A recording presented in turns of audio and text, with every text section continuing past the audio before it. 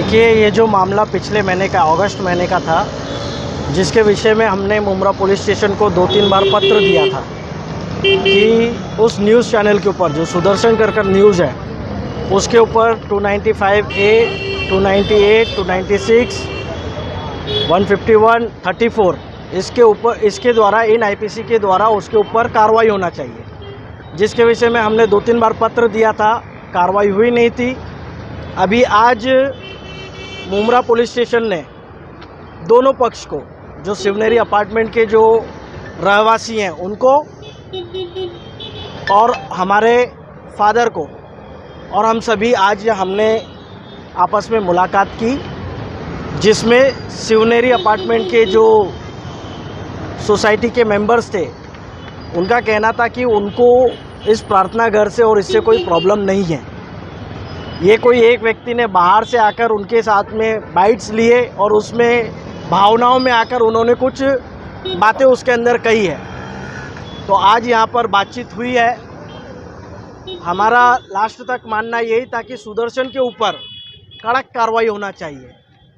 295A जो कि धार्मिक भावनाओं को आहत करना या किसी भी धर्म के विषय में गलत बातों को फैलाना, इसके विषय में हमने बात की थी, लेकिन सीनियर साहब ने बताया और एसीपी साहब के साथ में भी फ़ोन पर बात हुई है वहाँ पर कि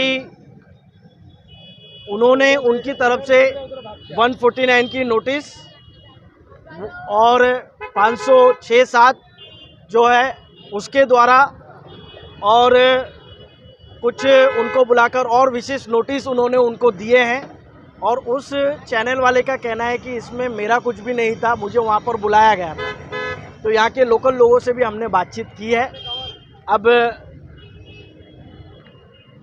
फादर जो हैं वो वहाँ पर प्रार्थना चलाते हैं। उनका ऐसा कहना है कि हमको सोसाइटी के साथ में आगे भी रिलेशंस रखने हैं।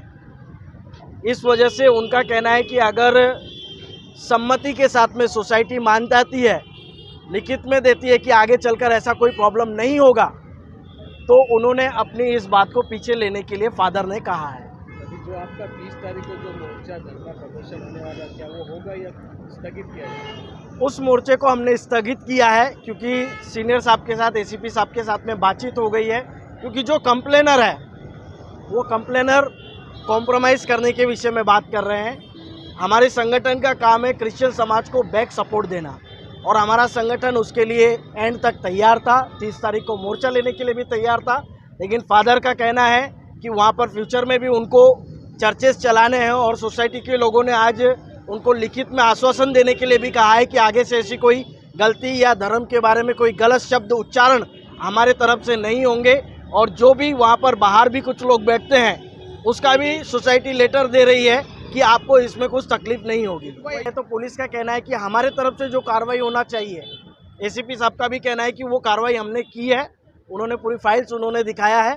अगर आप चाहते हो कि उनके ऊपर नॉन वेलेबल ऐसे कुछ ऑफेंस लगाना है, तो आप कोर्ट से उसको ऑर्डर लेकर आइए, हम उनके ऊपर कार्रवाई करने के लिए तैयार हैं। पुलिस ने आज हमारा स्टेटमेंट नोट करने के लिए कहा था, लेकिन मैंने पुलिस को कहा है कि जब तक बिल्डिंग की तरफ से लिखित में हमारे पास में नहीं आता, तब तक हम कोई भी पुलिस के अंदर स्टेटमेंट रिकॉर्ड नहीं करेंगे, जवाब लिख कर नहीं देंगे। जैसे उनके पास से लिखित में आ जाता है, उसके बाद में हम कॉम्प्रोमाइज़ के लिए जवाब पुलिस के पास में लिख कर देंगे। अगर ये कॉम्प्रोमाइज़ का नहीं आता है तो आगे मोर्चा हो सकता है, अगर कॉम्प्रोमाइज़ नहीं हुआ तो, या लिखित में नहीं मिला तो। आगे कोई ऐसी धार्मिक भड़काने की भाषा का इस्तेमाल ना करे, उसके लिए क्या कहेंगे?